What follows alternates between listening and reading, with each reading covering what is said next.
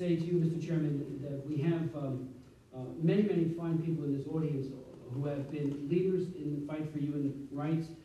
Joseph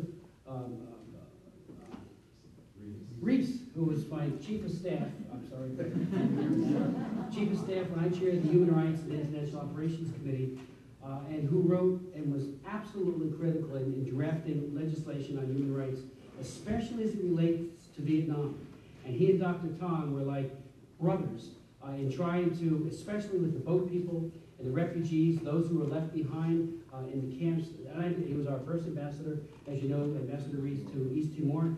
Joseph is a true champion of human rights. I just want to single him out and say thank you for his unbelievably effective leadership over the years. We'll hear from Dr. Nguyen Thang, who's as a refugee boat person from communist Vietnam. Dr. Thang arrived in America in 1979 and has been reaching across ethnic, political, and religious lines ever since to build community. Dr. Thang's drive is embodied in Boat People SOS, the community organization he helped grow from a tiny volunteer-based group into a 13-branch network.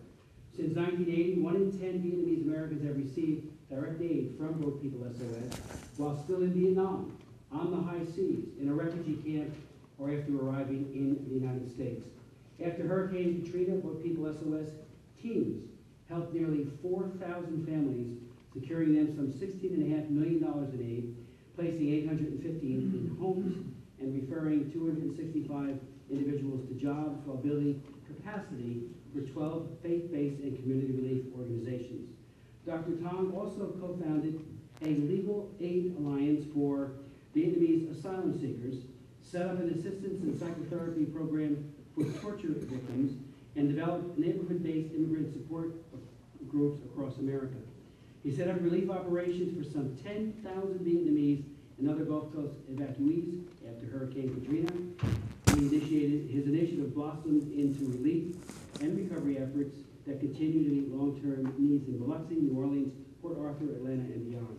He has worked with clergy and elected officials, neighborhood leaders, and again, he has made such a difference. And that would include not just on all these other human rights issues, but one of the ones that's closest to my heart, and that's the issue of combating human trafficking, where he has been a leader as well. So we have an extraordinary panel, and I'd like to now begin with, and I'll just say parenthetically with Dr. Thang.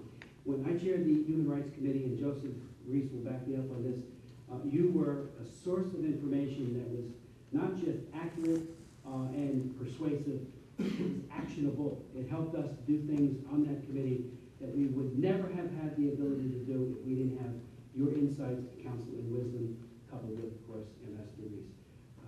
Mr. Thank you, Mr. Pence. Dr. Thang. Yes, Mr. Chairman, first of all, I'd like to thank the Commission, especially co-chair, the two co-chairs, Mr. Wu and Mr. Governor, and also Council Griffin, a very good friend and great human rights advocate, as well as all the Commission staff having put this together. This is a very critical and important and timely hearing. Today, I'd like to present the picture of labor trafficking in Vietnam. I believe that Vietnam belongs squarely in Tier 3 because of its government's complicity in the transnational crime of labor trafficking. And this year's report on trafficking persons issued by the State Human Rights Vietnam Tier 2.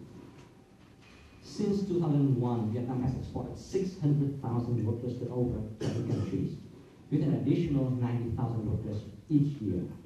While we do not know exactly how many of these workers have become victims of labor trafficking, the proportion is definitely very high. Let's take one example. We have an operation in Penang, Malaysia since April last year. Over the past 14 months alone, we have already assisted over 2,000 victims among the 5,000 Vietnamese workers in Penang. And new cases come up almost every week. Labor export is the cornerstone of Vietnam's national policy to eradicate hunger and reduce poverty, implemented by the Ministry of Labor, War and Justice, and Social Affairs, or MOLISA. While many countries export labor, Vietnam stands out among the few countries where the government protects the traffickers, suppresses the victims who seek justice, prohibits the media from covering labor trafficking cases in Vietnam, and denies NGOs access to repay to the victims of labor trafficking assistance.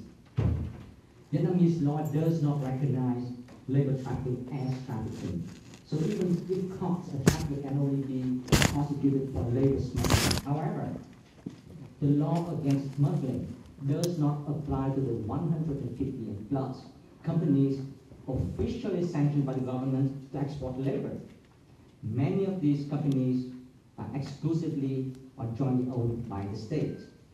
A large number of such companies traffic workers in plain daylight and with the full protection of the law. I take as an example the case of 261 Vietnamese workers in Jordan, which was featured in the 2008 TIP report, that is Trafficking Persons report. These workers were recruited from rural areas and they mortgaged off their family homes and farmlands to state-owned banks in order to pay the heavy fees demanded by the labor export companies. They were promised $225 per month in basic pay and more with overtime. Once in Jordan, they were forced to work 16 hours a day at a Taiwanese-owned government plant and got paid only $30 to $80 a month, not enough to pay the interest on the loans. So on February 10th of last year, the workers stopped work and demanded fair wages. The Vietnamese agent assigned by one of these labor export companies from Vietnam to go to Jordan actually left the Jordanian police and security guards to beat up the strikers and drag them back to work. The employer then confined them all in company's dormitory. And actually I have a picture here of one such worker, Miss Anh. You could see her here as a victim that was beaten. And they were denied access to medical care. We worked then with our State Department and the International Organization of Migration, IOM, to plan the rescue of these workers. A week later, a team led by IOM and the Jordanian Ministry of Labor came to the plant with a doctor and sent 5 injured workers to emergency care. At the request of the Jordanian government, Vietnam soon sent over its own delegation, including Molisa officials, Ministry of Foreign Affairs officials, and the heads of the labor export companies, all together in the same delegation. And you could see them here, standing here, and the workers are sitting on the floor, 261 of them. And they brought along with them guards as well. And from the delegation's memo that we obtained, it became very, very clear that Molisa's plan was to, 1, identify and isolate the strike leaders, send them home on a charter plane with escort police sent from Vietnam, and then force all the remaining workers back to work. And at the same time, ban all media coverage inside Vietnam about the case. On March 11th, the Vietnamese delegation, this is what happened here, used force against the workers, but failed to isolate the strike leaders. And in the process, they physically assaulted the same victim in this picture here. And this is what happened to her on March 11th. She remained delirious until her repatriation in Vietnam about 2 weeks later.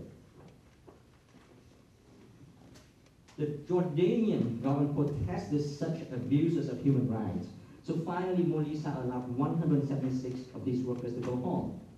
Back in Vietnam, many of them petitioned the responsible government agencies to investigate the labor export companies, and actually we helped to draft the petition, pointing out exactly the areas of violation of Vietnam's own law on labor export. The police investigated the petitioners.